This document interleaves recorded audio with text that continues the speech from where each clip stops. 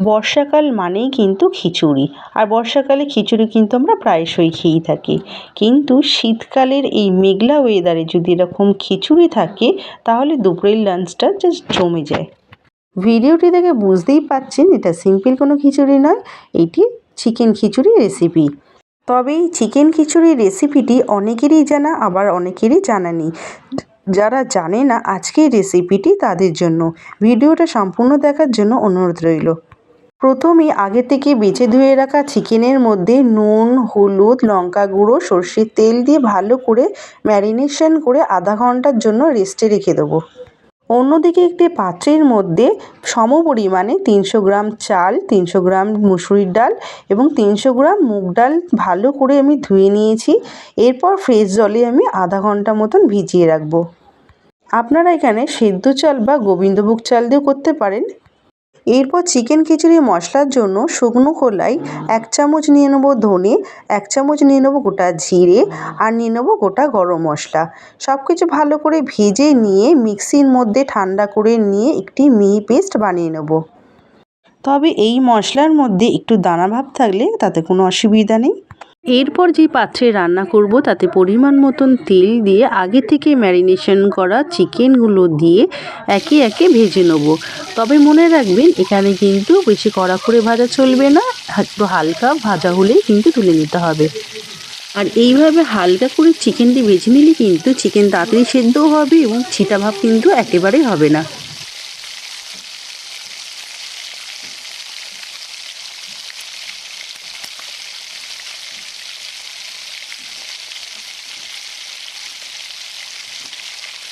ভাজা হয়ে গেলে একটি পাত্রে তুলে নেব এবং বাকি যে চিকেনগুলো আছে সেমভাবে একই প্রসেসেই ভেজে তুলে নেব একটি পাত্রে। সমস্ত চিকেনগুলো ভাজা হয়ে গেছে, এরপর একটি পাত্রে আমি তুলে নিয়েছি। এরপর বাকি তেলের মধ্যে ফোড়নে দেবো জয়িত্রী, আর দেবো 2টো এলাচ, 2টো লবঙ্গ ফোড়নে দিয়ে সাথে দিয়ে দেবো তেজপাতা, শুকনো লঙ্কা। সমস্তগুলো ভাজা হয়ে গেলে একটি সুন্দর ফ্লেভার ছাড়লি তখনই দিয়ে দেবো আগে থেকে কুচি করে কেটে রাখা পেঁয়াজ দিয়ে খুব ভালো করে ভেজে নেবো। পেঁয়াজের কালারটি হালকা চেঞ্জ হতে শুরু করলেই দিয়ে দেবো আদা রসুন বাটা। আদা রসুন বাটা দিয়ে আবার একটু কষিয়ে নেবো যাতে আদা রসুনের কাঁচা গন্ধটি একেবারেই চলে যায়।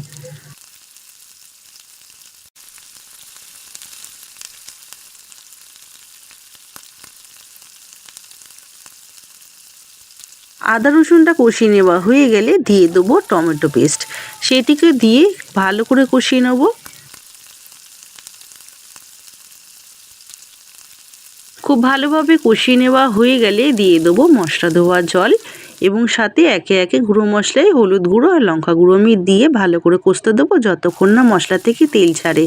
অন্যদিকে আগে থেকে ভিজিয়ে রাখা চাল ডালগুলো ঝরিয়ে নিয়েছিলাম, এরপর এই মশলার মধ্যে দিয়ে খুব ভালো করে কষিয়ে রান্না করে নেবো। তবে এখানে বলে রাখি আপনারা যদি আগের থেকে ডালগুলো ভেজে নিতে চাইলে কিন্তু ভেজে নিতে পারেন। আমি আগের থেকে ভেজে নিইনি, তাই আমি একেবারেই মশলার সাথে খুব ভালো করে ভেজে নিয়েছি। কষিয়ে নেওয়া হয়ে গেলে দিয়ে দেবো বেশি করে জল, কারণ চাল ডালটা ভালোভাবে যাতে সেদ্ধ হয়ে যায় তাই পর্যাপ্ত পরিমাণে জল দিয়ে নেবো এবং সমস্ত কিছু খুন্তির সাহায্যে খুব ভালো করে মিশিয়ে নেবো। মিশিয়ে নেওয়া হয়ে গেলে চাল ডালটি 80% মতন সেদ্ধ হওয়ার জন্য ঢাকনা চাপা দিয়ে রান্না করে নেবো। হয়ে গেলে ঢাকনা খুলে ওপর থেকে দিয়ে দেবো পরিমাণ মতো নুন আর কিছুটা ঝালের জন্য কাঁচা লঙ্কা দিয়ে দেবো। আমার এখানে 80% মতন সেদ্ধ হয়ে গেছে এবং আগে থেকে ভেজে রাখা চিকেনগুলো দিয়ে ভালো করে আবার খুন্তির সাহায্যে মিশিয়ে ঢাকনা চাপা দিয়ে বাকি 20% মতন সেদ্ধ হওয়ার জন্য আমি ঢাকনা চাপা দিয়ে রান্না করে নেব। ফিরে এলাম মিনিট 10 পর। এখানে কিন্তু আমার চাল ডালের সাথে কিন্তু চিকেনটি খুব ভালোভাবে সেদ্ধ হয়ে গেছে, মানে একেবারেই রেডি হয়ে গেছে রেসিপিটি। তবে নামানোর আগে গোলমরিচ গুঁড়ো, কিছুটা ঝালের জন্য গরম মশলা এবং আগে থেকে যে ভাজা মশলাটা ভেজে রেখেছিলাম সেই ভাজা মশলাটা উপর থেকে ছড়িয়ে খুন্তির সাহায্যে খুব ভালো করে মিশিয়ে নিলে কিন্তু পরিবেশনের জন্য একেবারেই রেডি হয়ে যাবে এই সুস্বাদু চিকেন খিচুড়ি রেসিপিটি। যারা এর স্বাদ জানেন এবং খেয়েছেন তারা তো অবশ্যই বুঝবেন, এবং যারা খাননি তারা কিন্তু অবশ্যই রেসিপিটা একবার হলেও ট্রাই করবেন, খেতে কিন্তু অসাধারণ হয়। চিকেন দিয়ে খিচুড়ি রেসিপিটি যদি থাকে তাহলে বুঝতেই পারছেন অন্য কোনো রেসিপির আর প্রয়োজনই পড়বে না। তবে শেষে যদি আপনারা ঘি ব্যবহার করতে চান তাহলে কিন্তু করতে পারেন। আমার আজকের এই ভিডিওটি যদি ভালো লেগে থাকে লাইক শেয়ার করে দেবেন এবং কমেন্ট করে জানাবেন যে আপনাদের কার কার এরকম খিচুড়ি পছন্দ এবং কেমন লাগলো। সাথে চ্যানেলটি সাবস্ক্রাইব করতে ভুলবেন না এবং পাশে থাকা বেল আইকনটি প্রেস করে দেবেন যাতে সবার আগে নতুনত্ব ভিডিও আপনার কাছে পৌঁছাতে পারে। ভিডিওটি সম্পূর্ণ দেখার জন্য অসংখ্য ধন্যবাদ, আর ধন্যবাদ তাদেরকে যারা চ্যানেলটি সাবস্ক্রাইব করে পাশে থেকেছেন।